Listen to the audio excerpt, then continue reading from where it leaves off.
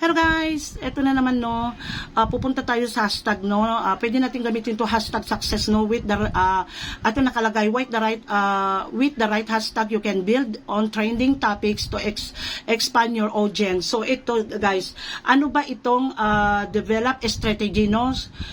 Develop a strategy. Ano ito? So adding hashtag to your reels and following trends can help you stay up to date on cultural moments and find a more relevant audience. Here are some tips to help you use hashtag and find trendings. Ito guys, search for trending hashtag, use the Inspiration Hub and Professional Dashboard or Meta Business Shoot to find trending hashtag you can use in your reels. So pupunta tayo, isa-search natin, pupunta tayo sa Professional Dashboard Shoot or Meta Business Shoot to find trending hashtag. So isi-search natin, pupunta tayo ngayon sa Use Inspiration Hub. May mga nag-trending doon na mga hashtag. Doon tayo kukuha guys ng mga nag-trending na hashtag. Pwede tayo magkuha doon no. So i-search nyo lang yung professional dashboard nyo no. So nandoon yung mapupunta tayo ngayon sa Inspiration Hub. Marami doon na mga makukuha natin mga hashtag no na nag-viral. So ito,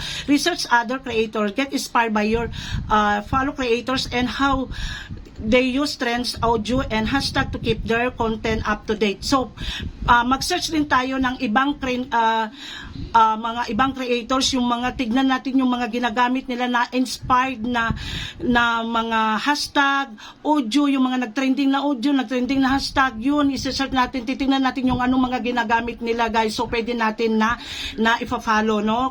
Susundin natin, gayahin natin kung ano yung mga ginagamit nila. So, follow relevant trends.